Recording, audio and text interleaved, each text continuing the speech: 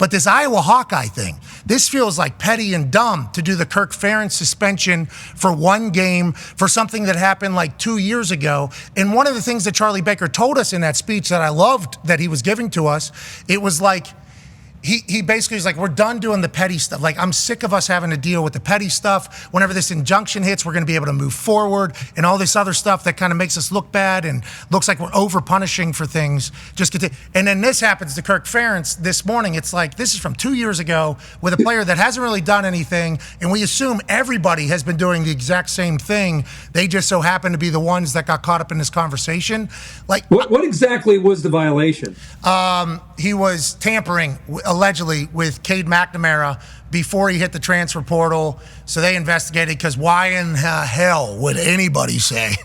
I heard AJ say most guys, not everybody, because there's a lot of guys sitting in the portal with nowhere to go, but most guys, them or their parents or their agent, somebody's talking to Iowa as an example, and hey, you guys got an opening there. I'd love to come in there and compete. Oh, hey, just you got to enter the portal. And once you enter the portal, that happens all the time. Agreed. I mean, that's the way. Maybe there's more to it. Yeah. Well, maybe there's more to it. I don't know. Yeah, it seems. Ty, like, do you know? Ty, is there more to this, or is that? I don't think so. But Kirk, you would know more than a lot of people, like how revered Kirk Ferentz is in college football. How good of a guy he is. Like, truly is the best. Yeah, not a piece of shit. He's a great guy, Yeah. but. When I was reading this, and Pat said all the these things about Charlie Baker and how the NCAA is trying to turn things around, do you think part of it though is that the NCAA kind of craves scandal? Because like last year with like the Michigan stuff, like that crosses boundaries and gets people who aren't, who couldn't care less about college football, like they're at least kind of paying attention to it. Like it gets into like the cultural landscape. Like, so I feel like while they can try to eliminate some of this stuff, like at the end of the day, like this kind of stuff has been going on in college football for so long. And I think that is part of what a lot of people who maybe aren't a huge fan of what happens on the field, like that's why they like following college football, because there's always this type of shit on the fringes.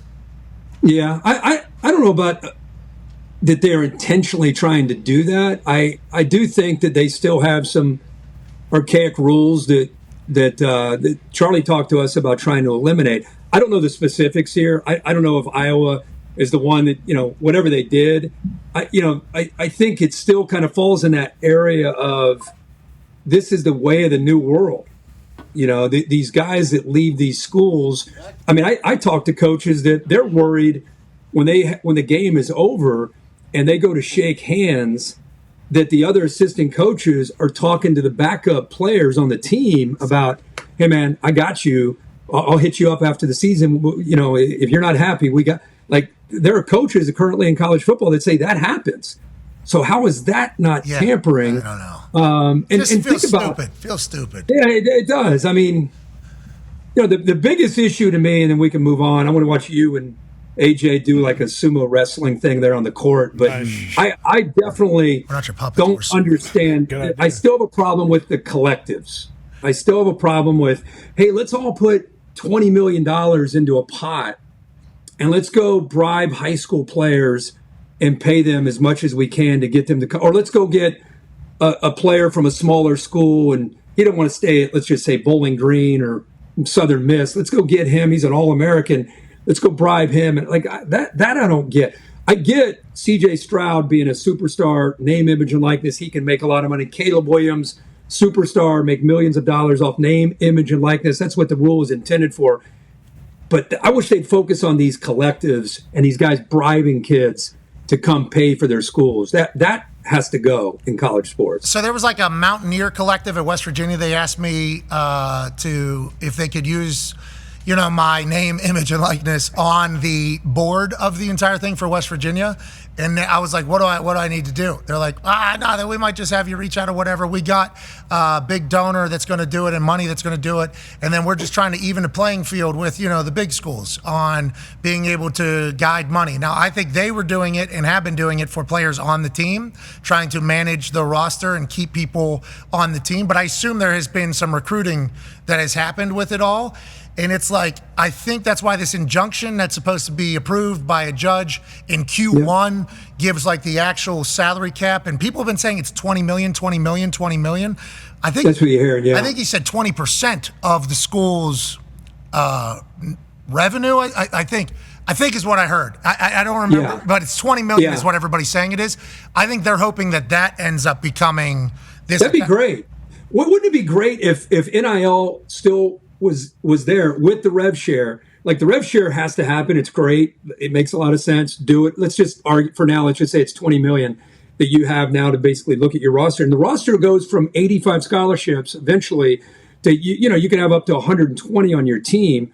Now you're going to go from 85 scholarships to, you could go all the way up to 105, but you can't have 106. So you're now going to have a ceiling on your roster of 105 with the ability to go up to 105 scholarships off of instead of 85. But you won't have the walk-ons if you go up to that number. The hope is with the rev share that the NIL will go back to being what it was intended to be. I can't imagine it.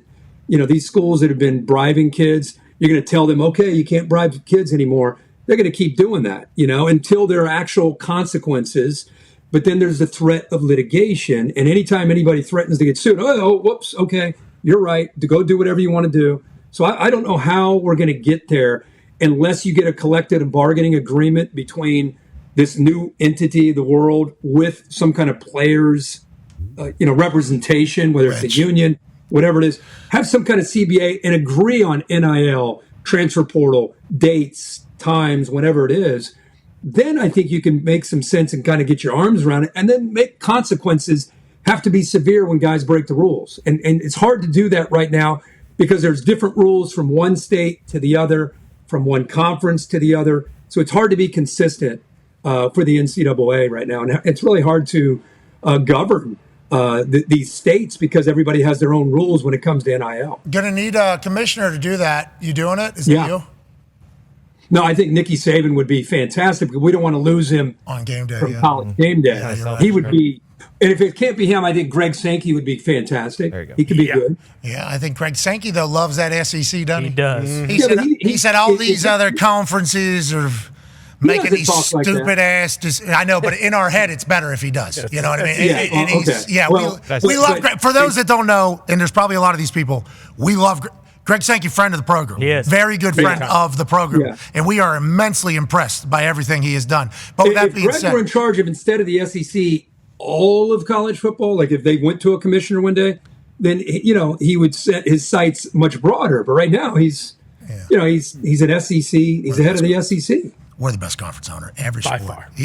We're talking football right now, obviously, and obviously we're every day. Congrats to me. They had a good run in the Olympics too. Olympics. They talk every sport. Baseball. And he starts rattling it off. He's just like, people don't even really talk about like our gymnastics teams or our volleyball or our golf team or like it's like he does love the SEC. If he was able to do that for the entirety of the college football world. You know where they suck? Hockey, because they don't play it. They don't have teams. Hockey's a good sport, though.